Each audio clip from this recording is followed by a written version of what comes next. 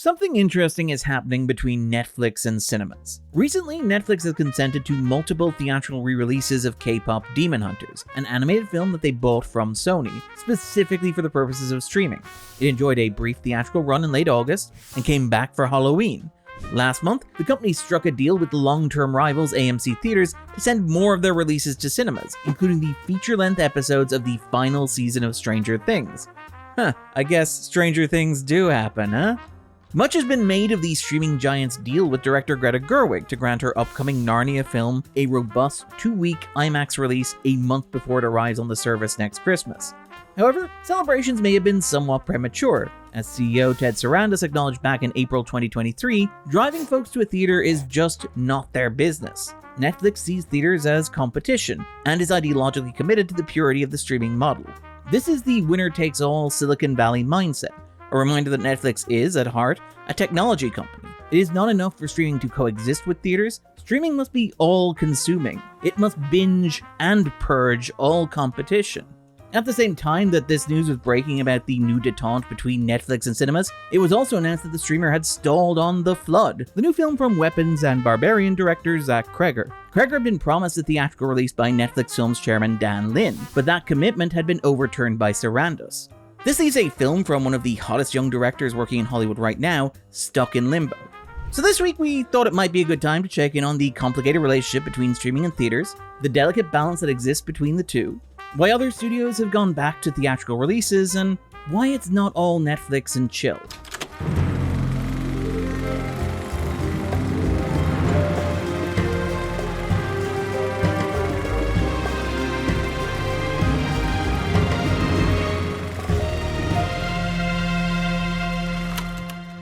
Streaming was always a pipe dream for Hollywood studios for very obvious reasons. As early as 2010 and 2011, studios were trying to narrow the exclusive theatrical windows of films like Universal's Tower Heist and Disney's Alice in Wonderland, in an effort to shift the balance of profit sharing on new releases. The economic logic underpinning this is very straightforward. A film that goes to theaters has to split its income between the theater chain and the studio. In contrast, a film that goes direct to streaming, whether to a subscription service or premium video on demand, sends all or most of the revenue it generates in purchases and subscriptions directly to the studio. During the pandemic, you had the perfect opportunity for studios to test this hypothesis, and test they did. The moment the theaters closed, and so lost the leverage of a potential boycott against any studio that would embrace streaming, Universal dumped a host of movies direct to streaming. Emma, The Hunt, The Invisible Man, Irresistible, The King of Staten Island, and Trolls World Tour.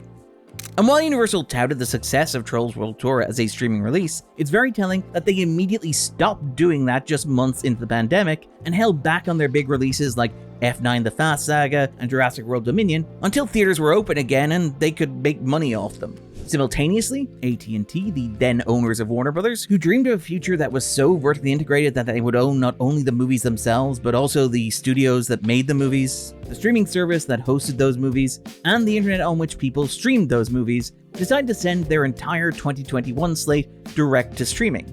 A business decision that was ultimately so disastrous that AT&T grabbed the last ornithopter out of Arrakis and sold Warner Brothers to Discovery, putting them in the hands of this frickin' guy.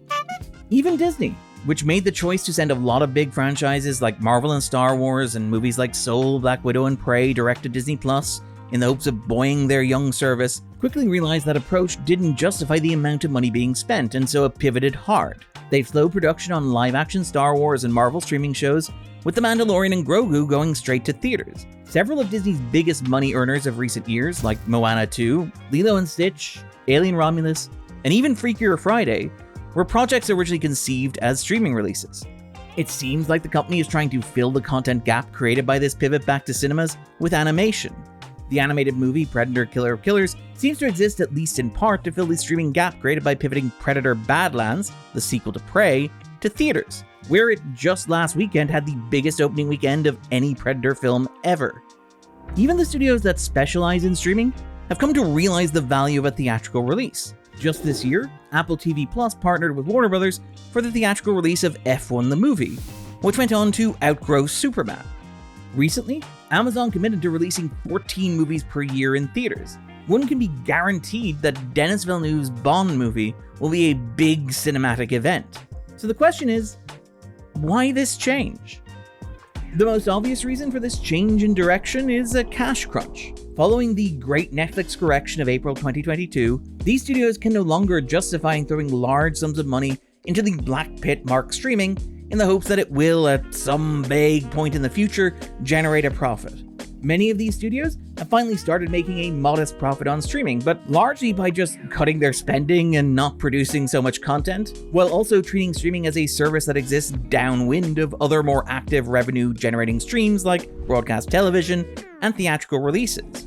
It's better to make half the box office on a blockbuster than to lose money on something hovering unseen on the streaming service. More than that, it has also just been the case that even a movie that underperforms in theaters is more valuable to a streaming service than a film released directly onto that service. According to Nielsen, for example, the most viewed movies on streaming in 2024 were Moana on Disney Plus and the Super Mario Bros. Film on Netflix, both of which had theatrical releases. Incidentally, the same is true of television. The overall charts are dominated by shows that air on broadcast networks, and the viewing hours for acquired shows are significantly higher than the viewing hours for streaming originals. The top 10 movies on streaming in 2024 all came from cinemas. Even the one that originated with a streaming service, that's Red One, the Amazon movie, had a theatrical window. The same was true in 2023.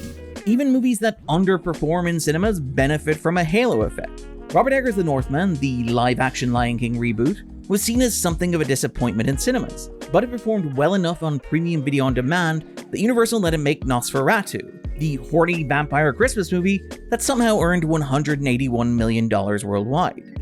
Nature is very slowly healing, although obviously this recovery has been hindered by the long tail of the self-inflicted wound of the actors and writers' strikes.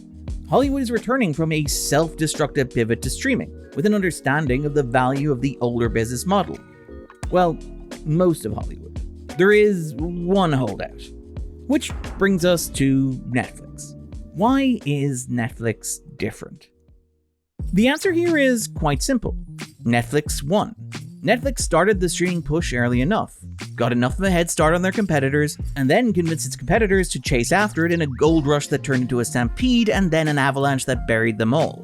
Netflix is the only studio that has actually made streaming work for it. Tellingly, the other two big streaming-oriented studios in Hollywood, that's Amazon and Apple, are largely the hobby horses for more divested tech companies. They're the magazine rack at the grocery store checkout. Nobody comes over to Amazon and chill after all. Trust me, I've tried. Netflix will always be the default streaming provider. Netflix's distrust of cinemas is also ideological as much as business-oriented. The company's entire business model is predicated on the promise that everything the customer wants is just a remote click away, and moving to theaters would be a concession that the older model still has some value, a challenge to Netflix's industry disruption. So, Netflix has enough market dominance that it doesn't need cinemas in the same way that other studios need cinemas. Media is so expensive to produce, and the streaming market is so compact, that there is no room for anybody else in that position, unless you're a company like Amazon or Apple, which is subsidized by a gigantic diversified tech corporation, and even those companies seem to have lost patience with their movie divisions being bottomless money pits. When Netflix does theatrical releases, these are largely driven by more social factors, a concession to the larger community in Hollywood. Awards-friendly films like Catherine Bigelow's A House of Dynamite or Guillermo del Toro's Frankenstein will get small and largely symbolic theatrical release windows to both qualify for awards consideration and to keep the talent happy. Netflix likes working with talent. This is in part because big names like Martin Scorsese tend to draw eyeballs to the platform, but also because the company likes hanging out with celebrities. Then who can blame them?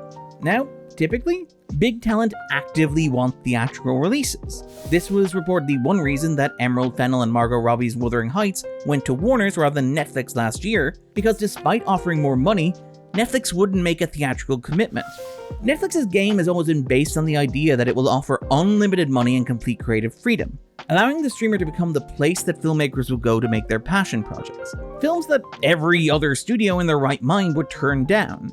This is why the studio's bigger releases can feel so strange and so indulgent, whether good or bad. Projects like Duncan Jones' Mute, Alfonso Cuarón's Roma, Martin Scorsese's The Irishman, Ben Wheatley's Rebecca, George Clooney's The Midnight Sky, or Henry Selick's Wendell and Wild If you're a big director with a project that you have always wanted to make, but those pesky studios wouldn't let you because of fiscal responsibility, Netflix will open the checkbook, and the only price is a 75 to 80% chance that your movie may as well not exist.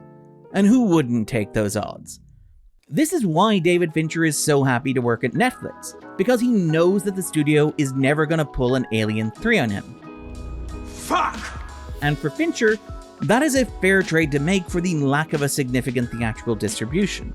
However, there is also a sense that this approach may not be as reliable as it once was. The traditional studios, particularly Warner Bros. And Universal, have demonstrated a willingness to spend big on original projects like Sinners, Weapons, One Battle After Another, Oppenheimer, Wuthering Heights, The Odyssey, and Steven Spielberg's upcoming UFO film, demonstrating to talent that they can make their big-budget original films and have a big theatrical footprint.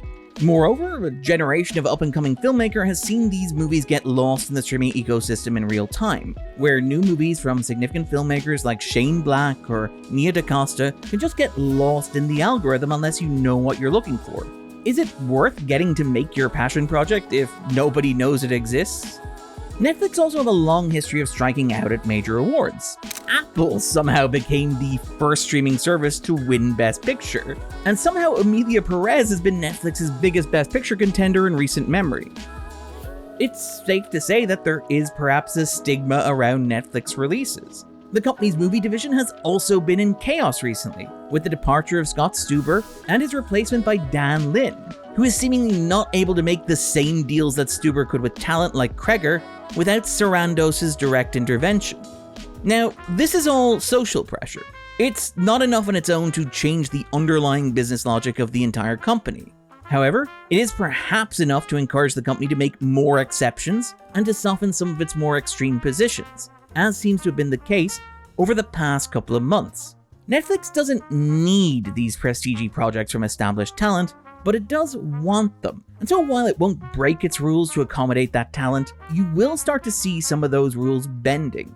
It's unlikely that you'll see the company become a cinema-first studio, like Disney or Warner's or Universal. And in fact, it's likely that there'll be a few more cases like Kreger in the coming weeks and months, just to help the company set some firm boundaries. Not everybody gets to be Greta Gerwig.